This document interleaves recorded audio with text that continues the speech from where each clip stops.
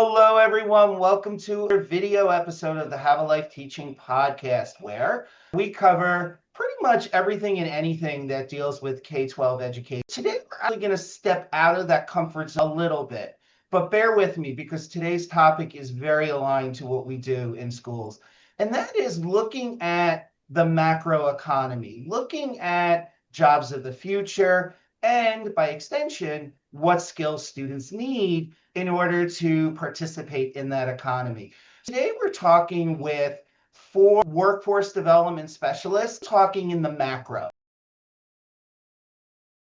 about what is happening in the economy. And again, how we prepare students for an economy that we ourselves do not necessarily know what that's going to be. I thought this topic was very timely. And then in future episodes, we'll go deep into some of the things that our guests are talking about today. But without further ado, let me introduce our guest. We're joined by Dave Dimmitt. Dave is CEO of Project Lead the Way, which implements STEM programming across K-12 schools in the United States. We're also joined by Del Jeans, Chief Innovation Officer at the International Education Development Council, Joel Vargas, VP of K-12 Initiatives at Jobs for the Future, and JT O'Donnell, the CEO and founder of Work It Daily, a career platform. My co-host today, that is Vanessa Dodds, who is a workforce development, leadership development expert in the Pittsburgh area. Thank you, John.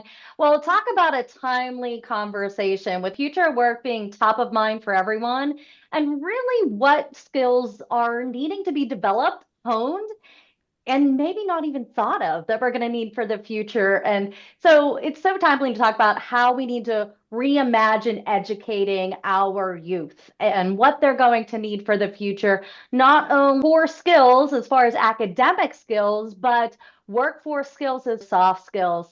There's 3 questions. We're going to do a round robin style Q&A to hear everyone's feedback and thoughts on themes that we're going to be talking about. We're going to start off with you, Dave. In your opinion, how are jobs going to most rapidly evolve over the next 5 to 10 years?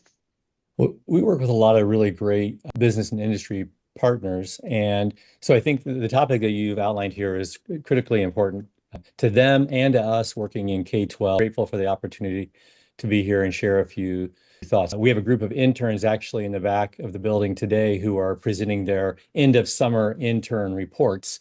I asked the interns today, I said I was going to have a chance to be on a podcast, and they're going to be talking about skills. What are the skills that you think are really important? And coming from these 22-year-old interns, they talked about human-centric skills in the age of AI being even more important. You think about innovation, and I'm excited to hear about Dell's work as being Chief Innovation Officer, but innovation, creativity, things that are, at least at this point, uniquely human. Those are very important. You know, many years ago when I first started out as a high school teacher, I had a principal who talked about, and this was in the 1990s, the importance of lifelong learning. That's never been more important than it is today. Continuous upskilling, reskilling, that's going to be the norm. And as our life expectancy extends, think about that to an even greater degree. So I think it's a really exciting time. Thanks, Dave, for that perspective. And, who would have thought that human-centric skill sets would be at the core of what needs to be evolving? And as you said, that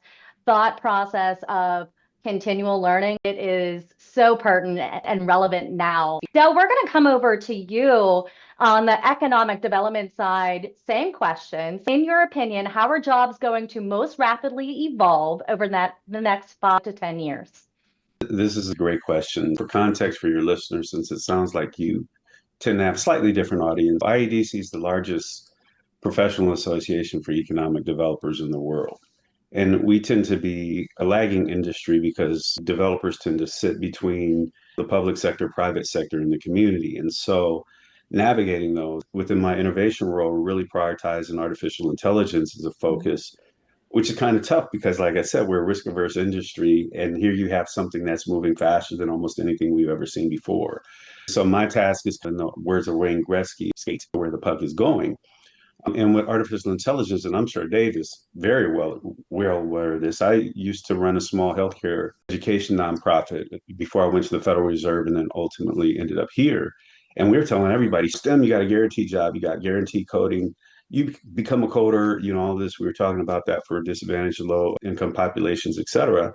And now we're seeing massive replacements of those jobs in real time with artificial intelligence. For example, I have no coding experience, and I started building apps in conjunction with Gemini and Lovable. Right? These things that I was never able to do before, but had great ideas, but would have needed to go through a whole, set of coders to be able to get done. I'm able to do it and probably do it in a shorter time than if I would have hired a coder 10 years ago. And so people don't understand the magnitude of that potential change in the labor market. We felt STEM was by and large undisruptible industry. And now all of a sudden, general use artificial intelligence has come out. And the reason I use that as an example is because I truly believe this from the bottom of my heart, and these are my words only. It's the level of disruption that artificial intelligence is going to occur everywhere over a very short period of time will be unprecedented in the history of the modern economy. And this requires us to dramatically rethink K through 12 education, college education, and what does it look like to begin to educate our kids for the economy of tomorrow, because there's going to be a dramatic shift in the way they're going to have to operate in this economy. And I'll keep it at that high level now to get the other guests on, but hopefully we get to the nerdy stuff later. Absolutely. Fantastic insights. It is very scary to really not even know the skills or the jobs that are going to be out there. I'm going to say in even 2 years. I mean, it might be a year. So it's evolving so quickly. But your reference, Wayne Gretzky saying you skate with the puck in front of you, you got to keep your eyes on the prize. That's where you got to go because it's a moving target. So thank you so much for those insights. Joel, we're going to come over to you. Your perspective for jobs for the future. You work in the education division. And Joel, in your opinion, how are jobs going to most rapidly evolve? Thanks, Vanessa and John, for having me on. It's to use an anachronistic term, $1 million question, right? In this economy, $1 trillion is probably more like it now. And it's making us really think hard and fast at JFF about how to build pathways to good jobs and careers starting in high school, which we've done for years, but the game is changing so fast. I think as Dave and Dell so eloquently stated, I don't have much more to add to what they already did because I agree. I mean, I don't have a specific answer in terms of entire sectors or job categories being wiped out.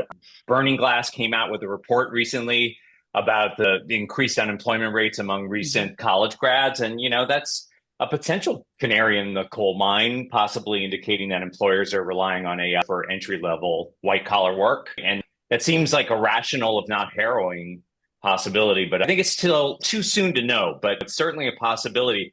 I would point people to a report that our Center on AI and the Future of Work did last year called The AI Ready Workforce. Happy to provide a link later. And it includes a real sensible framework and analysis of top occupations and key sectors. And it basically posits that the extent to which jobs will be impacted by AI depends on the degree to which the tasks performed on those jobs can be machine-led versus machine-supported on the one hand, versus human-led versus human-supported on the other. If you cross-hatch that with how central those tasks are to an occupation, it leads you to understand its vulnerability to replacement and the need to upskill or reskill workers. For example, let's just take an executive assistants who have many tasks like note-taking and scheduling. Those are tasks that AI does well. They're quite vulnerable. Those people who will remain most competitive in those jobs will have to know how to use that technology to free up their bandwidth to maximize their human skills, socio-emotional intelligence, empathy, problem solving. So the good news of our analysis, I don't think it was too rosy, but I thought it was very analytical. On balance, it shows that even some of the most replaceable occupations, like the example I shared, could be rethought in this fashion to increase productivity, leverage human skill advantages. It's clear that durable skills will be at a premium, no matter what. All seem to harmonize on that, but it's not something our education systems know how to do very well. When we think about that, Joel, to me, I think all of our frontline workers are going to have a set of leadership skills to really lead the machines, the AI, and intuitiveness to guide what they're doing as far as automation as well. So it's a shift in that skill set, soft skills, core skills as well.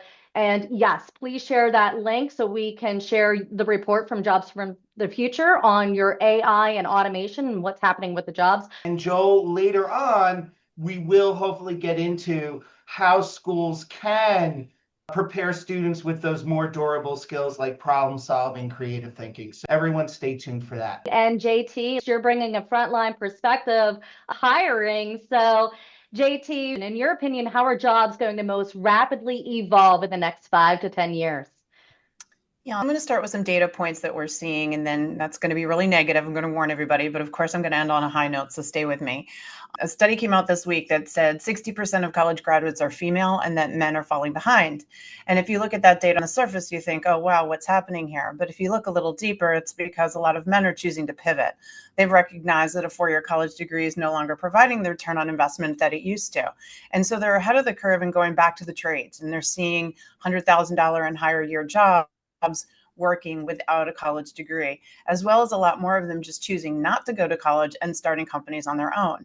This goes back to, I think we train men more than women to be more entrepreneurial in nature. And I think that's something that we universally have to look at.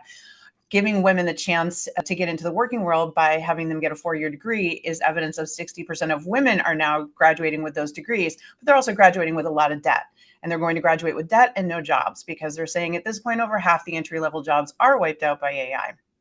These are some critical numbers that we're looking at on the career front. We're receiving these people after they've gone through education, many of them in debt, and now unable to be able to pay their bills. So it's a scary time for sure. When we look at the future of work, most studies show that we'll lose about 87 million jobs as a result of AI, but eventually gain 93 million.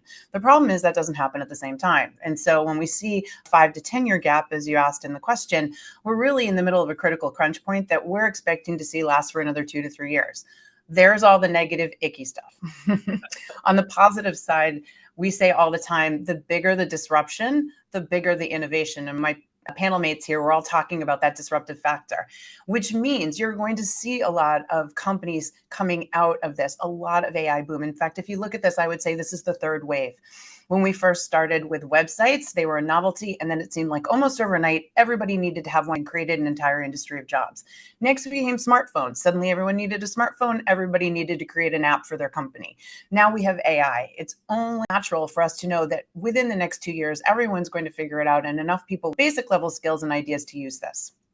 And so what I say right now is if there's a real possibility that the vast majority of people will have a K through 12 education and go into some sort of alternative advanced education as opposed to a traditional four-year degree, what we need to be teaching is that you will not be an employee, you are a business of one. Every job is temporary. You are a business, you are a service provider. And the sooner we start teaching everyone more entrepreneurial aspects of how to approach their career, the better off they'll be. Being self-sufficient, coming up with their own ideas, working in agile teams, knowing that you might have fractional work, working with multiple places, not just one. This is the new normal. And so the more that we can teach young people early that that is the new normal, the less intimidating and scary it is when they get out into the working world. So I really hope that folks listening to this today see that and see the opportunity of bringing that into K through 12 and getting them to look at it so organically. I'm a business owner. From the moment I set out in the world, I'm a business owner and treat it that way. I think we could see some absolutely incredible results from this disruption. Thanks, JT. What if we're looking at that mindset of everyone's coming out with that entrepreneurial core skill set that we're going to need and that they are a business one? That's a drastic shift in how we're educating our youth. So thank you so much for that perspective and the stats. So now, considering JT's stats she just gave, we're going to go into question 2 here, and we're going to start off with Dell on this one. In one sentence, what is one skill all students need to have to not only survive but thrive in future work and with the unknown job roles and career tracks? I'm going to be contrarian to a lot of the things other people said on this panel at some point. But to answer your question very specifically, I would say 2 things. And these were pre-AI things that we were seeing, which is critical thinking and innovation. Though, if those 2 things could be universally educated on, I think we would be in a good position regardless of how things break in the future. Fantastic. Yeah. Those are skills that are, as we're seeing, that's going to have longevity regardless of what career track comes into play. So thank you, Del. And you're going to have plenty of time here to join in and have more involvement and add your perspectives. Next, we're going to go to Joel. What is one skill all students will need to have not only to survive, but thrive in the future of work and the unknown job roles and career tracks? If I had to choose one, it would be metacognition. That is the ability to recognize what oneself knows and needs to know better to execute tasks, jobs, and strategies, and then being able to develop one's own learning agenda to make that happen. That internal review of self is really what you're saying is what's going to move people forward to we're saying thrive in the future of work. JT, same question. What is one skill? You named already a few, but what is one skill students will need to have not only to thrive or survive, but to thrive in the future of work and in the new roles and career tracks? We always tell people that the goal is to unlock your UVA, your unique value add. I think that most students and young people understand the features, the skills that they have, but they don't understand how to translate that into the value. Companies hire you to save money, make money, solve problems, alleviate pain. And if you don't understand how to articulate and translate your features into your benefits, you're not going to be able to unlock and showcase that UVA, that unique value add. That's what's getting people hired today. The sooner we start teaching young people what their value is, how to articulate that value, the better off they're going to be. What is one skill students all students will need to have to not only survive, but thrive in the future of work, as well as new roles and career tracks? I absolutely agree with what my co-panelists have said. I'll add something just slightly different, and that is, I think the one skill that students will need to thrive in the future is adaptive problem solving fueled by continuous learning. And I think the difference, adaptive problem solving is a little bit different than traditional problem solving because it really embraces the uncertainty. And the model that we have at Project Lead the Way is activity, project, problem-based learning. All of our content pre-K to 12 is structured in that way. We start students with activities. They work their way into projects that they're trying to build that solve a problem. But the magic is ill-defined problem at the end they're learning. And I believe life is full of a series of ill-defined problems. Building the skills to help you navigate that is really important. I am so glad that all the panelists have talked about the need for students to have critical thinking skills, to be innovative. I heard metacognition. T talked about unique value add, and David, adaptive problem solving, really questioning, if you think about it, how to go about solving a problem. So we can even add questioning as a skill. I will tell everyone, given the work that I do in schools, we are starting to see this in schools. But one of the reasons for this podcast is to get the word out on how to do all of these things, because not enough schools are having students question. Not enough schools are having students problem solve. So again, I'm glad that this panel is speaking the language of our listeners who really want to make a change in their students' lives and to prepare them for those future careers. Now's the time to be proactive. You don't want to be sitting on your heels and be reactive, or your school system, your students really are not going to come out prepared for any future career. So couldn't have said it better. I was just going to add to one very quick thing, and that is education does tend to be reactive, not proactive. You and I had that conversation the other day. So if folks figure out ways to innovate, to get that critical thinking of students going, we can finally, industry, be proactive and not reactive. Yes, absolutely. And David, based on Project Lead the Way's focus on hands-on learning and career connections, what key skills are your most successful partner schools developing in students? Second part, what promising K to 12 STEM trends do you see aligning directly with the future of jobs? I think a lot of it, the first part will be what we've already talked about, but the schools we're working with about 16,000 schools, 2.5 million students across the US. I've had a chance over the last 15 years to visit classrooms in all 50 states. And there really is some excellent work happening. It's pockets of excellence. I think at scale, the model is not working the way we need it to work. I think Joel referred to them as durable skills. I hear that from the folks at America Succeeds. We've called them transferable skills. Toyota, one of our partners, has typically used the term professional skills, but it's problem solving, critical thinking, collaboration, communication. In our model, you walk into a Project Lead the Way classroom, students are working together to solve a problem that's worth solving. In many cases, especially as they progress into upper grades, they're identifying a local problem, something in their community, or maybe something, a global challenge that they want to address, like clean water. And they're working together, they're learning as they go, they're applying everything that they've learned from across the curriculum to address and try to solve that problem. They fail a lot, they figure out how to go back and start over. They're doing a lot of just-in-time learning. The motivation comes through when you're trying to solve a problem that you care about. I do think with the rapid development of generative AI and some of the other tools that now schools have at their fingertips, we can see sort of a mass customization and individualization of learning in a way that's really powerful for students, where they're getting better feedback, they're allowed to work on specific problems that they care about, and the motivation level goes up pretty significantly. In our model, one of the big things that I love seeing is students working together as part of a team, disagreeing without being hateful or disagreeable. I mean, these are skills that you look across the world we live in today. A lot of adults are missing these skills, and they are not soft skills. They're actually hard to master. How do we put a priority on them? And I think that's the beauty of a hands-on activity, project, problem-based approach. It takes a little bit more time to teach in that way, but I think it's a really powerful learning model. I think that was the first part.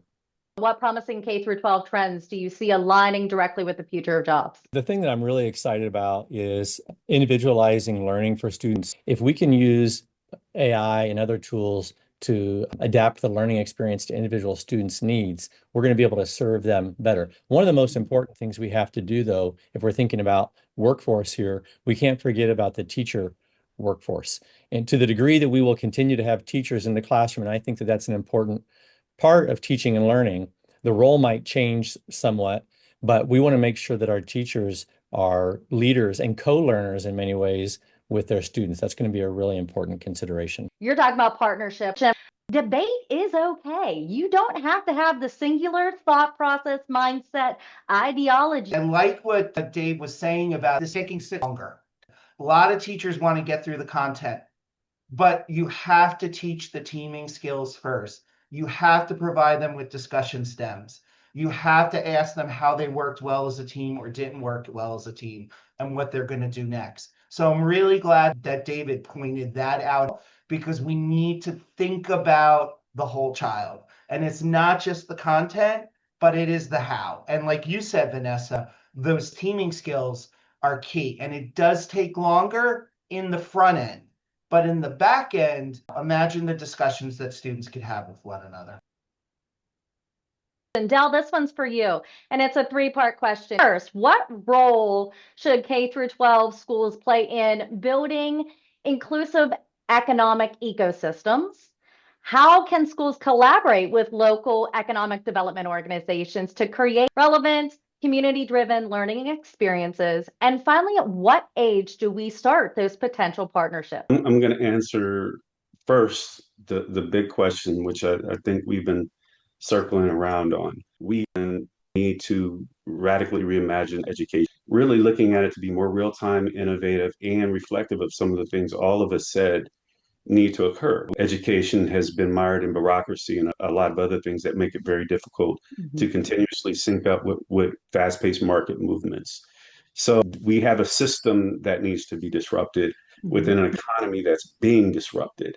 And so anybody, and JT, I read the same report, and anybody that does a prediction of disruption and of jobs lost and jobs created is doing a dramatic disservice to everybody, unless they strongly caveat it by saying, hey, we just think this may happen, because you can't predict it. I just want the audience to recognize this. It was September, I believe, 2022, that ChatGPT became available in the public space, became the fastest growing online application ever. 3 years later, we're talking about, which we were not talking about pre-2022, all of the jobs that it's disrupting, and it will disrupt.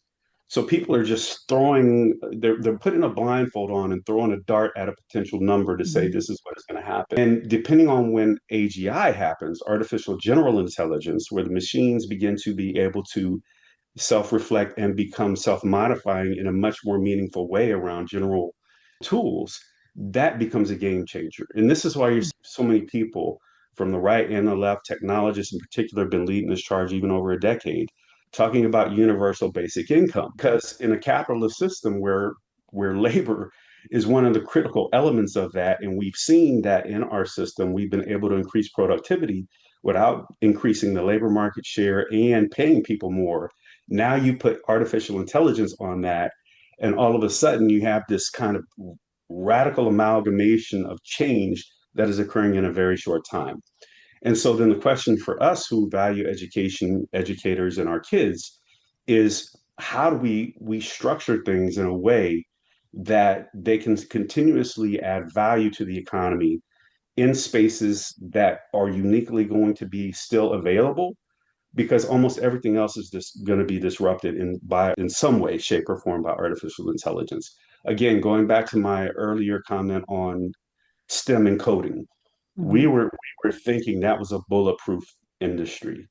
All of a sudden, this is no longer bulletproof. And I did a lot of work for us on getting people in the trades. And oh, go get a job as a plumber or as a trucker. I did a lot of prison reentry work for youth. We were getting kids straight out of prison and getting them a starting job of 70,000 a year driving a truck. Right now, what do we know is coming? Trucks without drivers. You say plumbing, plumbing's not going to be disrupted. Look at advanced robotics mixed with artificial intelligence. We're already seeing these activities occur.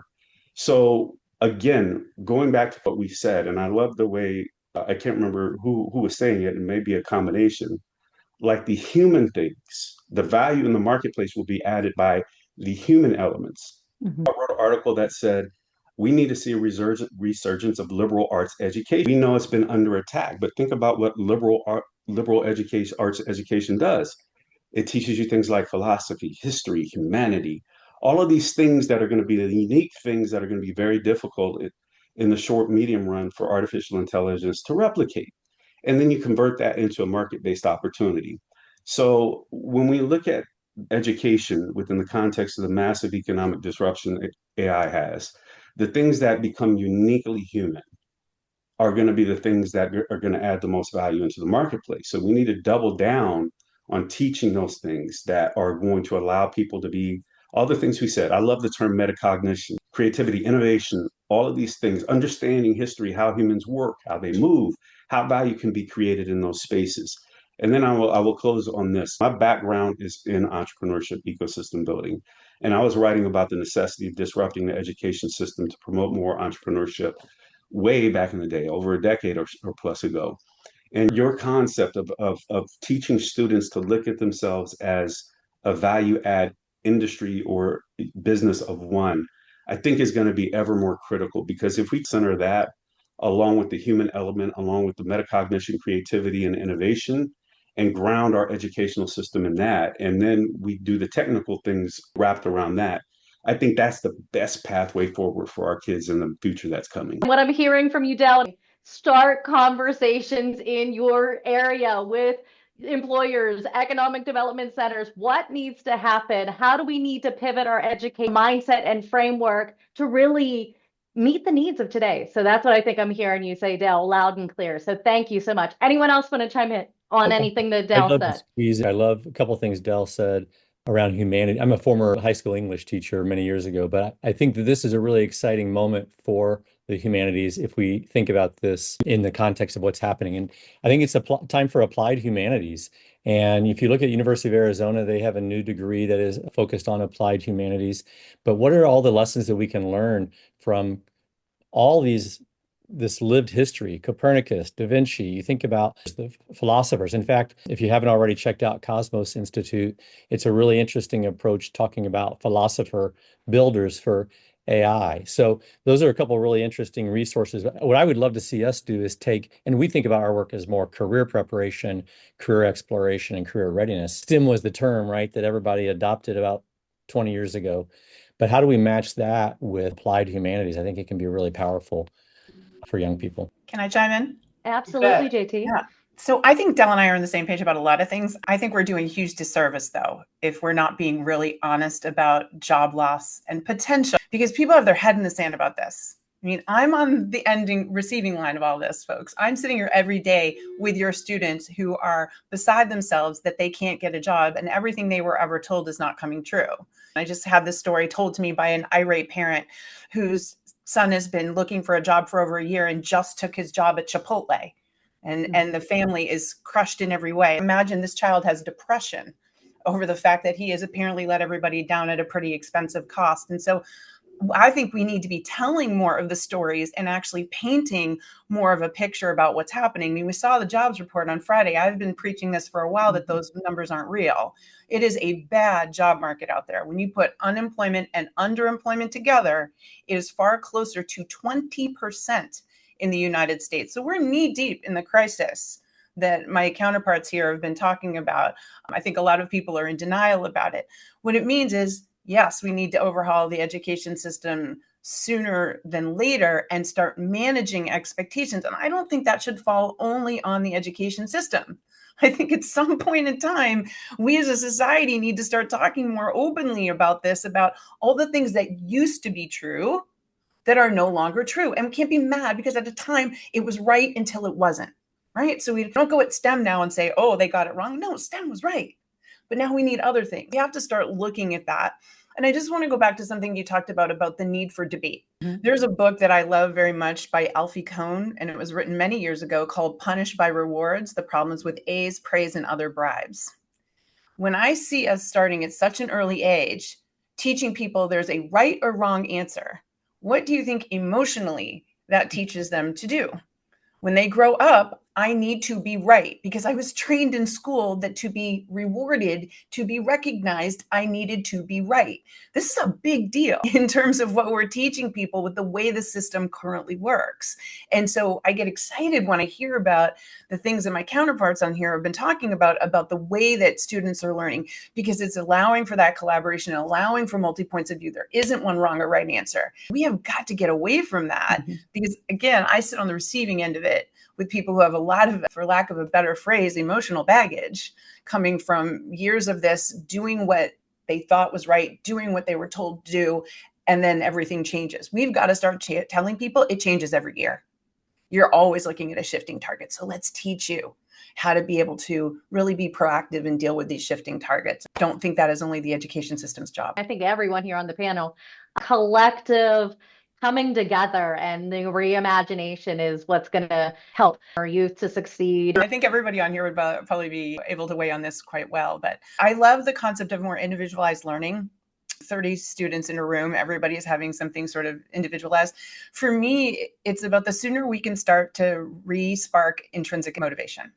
What seems to be lacking across the board is until we're teaching, especially young people, how to be intrinsically motivated to learn and do something.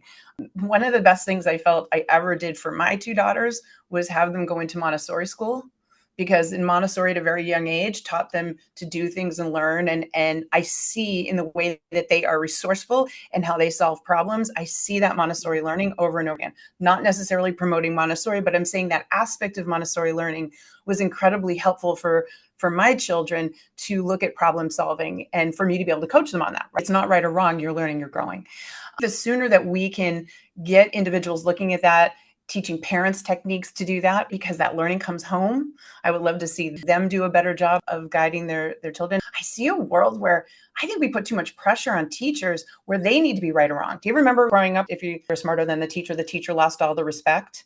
Well, that's just ridiculous. I think they truly are now becoming facilitators of learning. They're helping you find those answers while they're finding those answers alongside you. But where their skill and gift is bringing it out of you, inspiring you, driving to nurture that intrinsic motivation. I think if we could do that, and by the way, that is such a high in the sky, easy thing for me to say on a show like this. I understand there's much more to go into that, but if there was a way to start to tackle that, I think we could see some cool results. There is. In fact, I teach student teachers at Brooklyn College. We often teach the way we were taught. So even though they're Gen Z and Gen Alpha, they still tend to come in with that, as you're talking about, JT, that I'm the teacher, I'm the sage on the stage, I have the knowledge, I'm going to impart my knowledge to you. And a lot of my work is deprogramming them on that and saying, yes, you have knowledge, but first, you're the facilitator. Set the opportunity for the individual to learn. Then develop some group processes where then your students are working with each other, developing those debate, those questioning skills that everyone on the panel has talked about. Then, and only then, if your students are still struggling, then you pivot. You say, all right, everyone, hold off for a minute. Let me re-explain a concept. And then you let them loose again, because that is the world of the future. We're trying to turn that ship around. John, I think what I'm hearing from all these panelists too is the core idea of exploration. And failure is not failure. That's just one step into solving a problem. And that mindset of breaking free of that mindset of, oh, I was wrong. I can't go back and retry what I already did because it just was wrong. That's what we need to break free of. And I think the teachers in our education system can really empower our students to explore, to have that freedom to move forward. I think that's a core thing too. And both you, Vanessa, and JT are also talking about humility. Yeah. And teachers having the humility to say, I don't know all the answers. I don't know. You know, in the past, when I taught, a big joke was, that's a good question. I want you to find out the answer. But most of my students knew that meant I did not know the answer.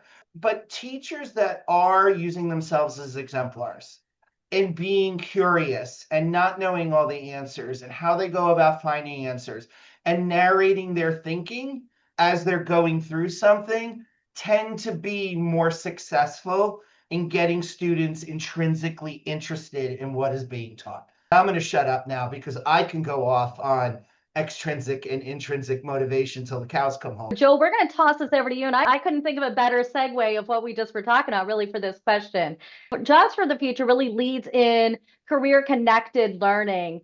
What are the key items of creating these pathways for both equitable and scalable models for education institutions and partnerships? How do we reimagine this as well and not be so rigid and focused on assessment and accountability and be more future forward and future ready? What do you suggest? Well, it's hard coming on the heels of this great conversation. I just want to say we should get together more often and talk like this more. Thanks for the question. Some of the themes I'll touch upon in the answer may touch upon some of the things that Del, Dave, and JT brought up. Let me just say first what career connected learning is. It's overly simplified definition, but it is really, I think, apt, which is it incorporates for high schoolers, it incorporates college and career experiences into the high school curriculum through authentic, supported early placement at workplaces and in colleges and in programs of study that lead to credentials with labor market value.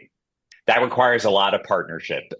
And it's really based on the premise of there's no better way to learn durable and technical skills than through supported experiences. If you were to blow this out, we got radical about this and said, why don't we have a system, to Dell's point, that actually just does this by design? We have these segments that grew up and evolved during the industrial age, if not earlier, if not medieval times, depending on what segment of higher ed you're talking about. So we need kind of more radical transformation to blur the lines between secondary and post-secondary education, between those education systems and working and learning.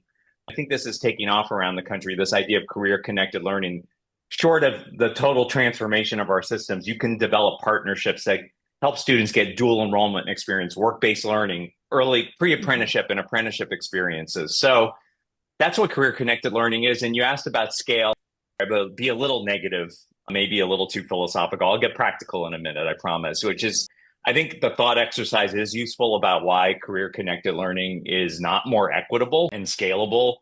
And I'll name some of what I think of as the root causes. For one, educators, policymakers, parents, you name it, tend to falsely dichotomize important aspects of learning that should work together and can work together. You know, the old cliche, oh, that kid is good at doing things with their hands, not so much with their head. And we can't afford that in this economy. And that's the kind of thinking that actually leads to tracking learners. to college or work, bad jobs usually. And we know how that plays out by subgroups. So it's too bad because, as I said, we know most jobs will require some post-secondary education, even if not a 4-year degree. Although I would submit that that's still a pretty firm marker of long-term. I know it's changing. I made the case earlier that it may be changing. But, this is a good CTE pathways or apprenticeships actually encourage, if not incorporate, early experiences and momentum in college. Okay. The data is pretty uncanny that way. Those are the kinds of things we need to be putting in front of people, say these things go together. Getting back to my original point, we've got this premise that conceptual and abstract learning they should be separate. And the abstract form is a higher level of learning than applied learning. When putting the two in harmony would enhance and accelerate learning overall. But it's also separated in our conception of learning and working as being discrete. I'm told you I would get philosophical. And that blending, when I think that blending working and learning would benefit learners, workers, and employers and make our systems more nimble. If we focused on the skills and leverage work to build those skills and not making people sort of like, oh, it's time to reskill, take a time out, take these long strings of courses in a program for a couple of years, then you might be ready to come back in and move up. We can't afford that anymore. People can't afford that. Our economy can't afford that. So we march people through a time-based system based on Carnegie units instead of mastery of skills as a way of progressing through education. We need a skills-based, competency-based education to career system. We need a system that can use a learner's transcript or digital record to validate the skills they've demonstrated through experiences, not only in a classroom, though that's a great place for it to be supported and learned too, but in other contexts, including jobs, college courses, or out-of-school time programs. Good ones do that really well.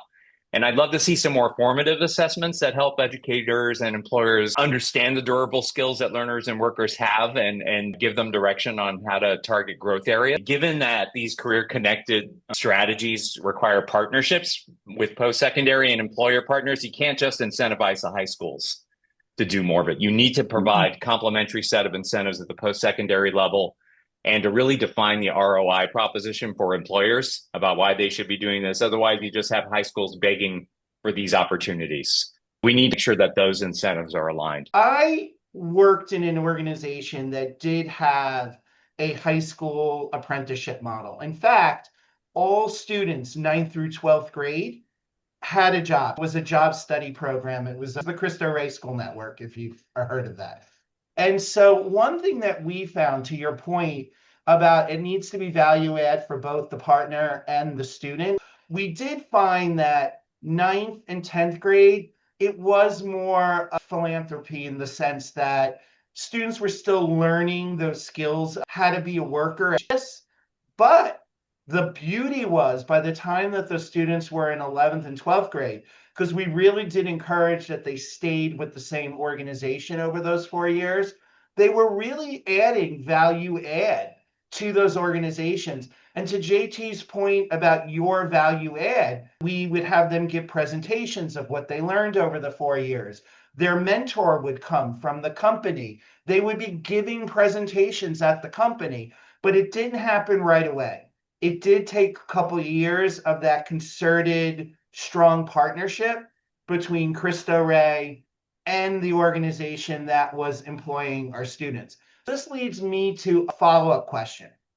Besides Cristo Rey, who do you think, Joel, is doing these apprenticeship models? I would say at scale, one place where we point people is take a look at what Delaware has been doing for over 10 years to create career-connected pathways for all of their students. And I would say they're not necessarily just apprenticeships, and especially the registered apprenticeships, which is those are the kinds of principles that we promote at JFF. Robust work-based learning experiences at some scale. I think the last check, it's well over 70% of high schoolers who are in these pathways. So I would point there. It's taken systems level work to make that possible, because I could point to a whole bunch of 1,000 points of light around the country. Those are extraordinary partnerships that take extraordinary effort. And it's because they exist in spite of the systems that don't encourage them to work together. Delaware has set up the conditions where this has become more of a blurred expectation, if you will, to blur the lines. That would be one example, John, a prime example. David, Dell, did you just want to add on anything there? I'll just add one thing. The schools are not incentivized to work that way much. I know Indiana has just released new graduation requirements with a lot of flexibility. The challenge is that a lot of school and district leaders have never had a chance to work in a system that allows and encourages flexibility. So how do we help them do that? I don't know if this is because I'm a bit of an optimist, but I do believe out of crisis comes opportunity. I'm hopeful that we'll be able to navigate this. And the conversation we're having today is so great. The system is going to have to change at scale. There are 50 plus million students, very traditional K-12 classrooms today. And it can't be enough to have a nice micro school in Texas, some other version where ESA and CSA money is flowing directly to more unique learning experiences. It's going to have to be at scale. And so that's the challenge I think we have right now is the system is not designed to support that. Is there one or two things you would recommend be changed to help push us in that direction? I think everybody hit on this in one degree. We have so much momentum behind this very traditional model. We can't hardly think of a school where students, especially at the later years, high school, aren't going down a hall to an English class or science down a different hall or math class. We've disaggregated all these different content areas, these discrete content areas. Life does not work in these discrete areas. It is all those things coming together.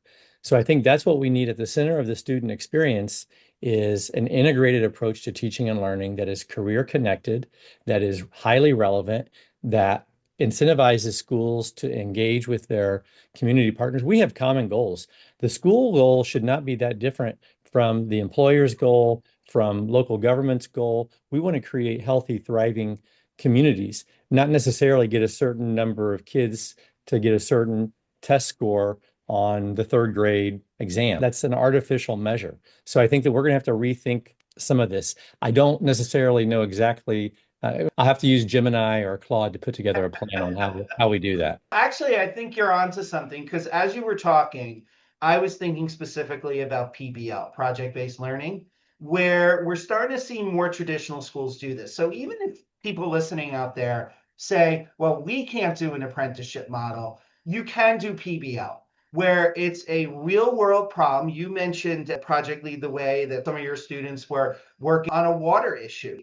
So they could be learning all those integrated content skills with that real world problem. And then they bring in an outside partner, maybe somebody working in water safety, and they actually can help that partner create a real world project. I had a show on where a seventh grade teacher brought her student to a museum and the docents were like, we need to rev this up for students. How do we do that? So they worked with the docents to recreate the tours. So I think it can be done in traditional schools, but you still need that creativity. So thank you for that. Vanessa, do you mind if I conclude? No, I just was going to say what I'm hearing loud and clear is we need a movement of an ecosystem of collective minds as you're seeing this diverse collection of individuals forging forward for this future of work. That's what needs to happen. And so we need to all come together collaboratively and have a conversation. Each of us. Folks, where can people find you and any last parting words? We'll start with Del. Whatever you think is going to happen, speed it up by half. And where can people find you, Del? You can find me on LinkedIn, Del Gines at LinkedIn. Our website is www.iadc.org. And I would like to express how much I appreciate this conversation because I've been a big advocate for almost 20 years of a better integration, even though we didn't get to that question, a better integration between K through 12 and economic and community development. This was a great panel. Joel? I really appreciated this opportunity and interacting with my fellow panelists. Last word, whatever you do, just make sure that some of the best experiences are the ones that can happen earlier than you think for young people. Get them out into the world, get them out into workplaces, get them out into college environments. And then I would say you can find me at www.jff.org. And thanks again. Thanks, Joel. JT? I would say to everybody here, the sooner you can help someone unlock their UVA, the better. It's always easier to see it in someone else than for people to see it in themselves. I think collectively we could all be doing a better job of that. You can find me on LinkedIn, JT O'Donnell, and definitely over at workitdaily.com. Thank you. And Dave? Thank you for having us on, John and Vanessa, and great to meet JT, and look forward to connecting. Connecting with me is easy, LinkedIn. Also, I'm trying to do more on Instagram as I'm out visiting schools and partners around the country, trying to tell some of those stories and hopefully motivate others to get in the conversation. Thank you all. This was a really informative panel, and I am definitely going to be following up with episodes with folks who are doing the work that each of you have, doing their small part, because I think if we all just take a small piece of this, we can make those changes systemically that are so desperately needed. Thank you everyone for your time today. Vanessa, any last words? No, I think this has been a wonderful and great conversation. Like I said, very timely and very needed.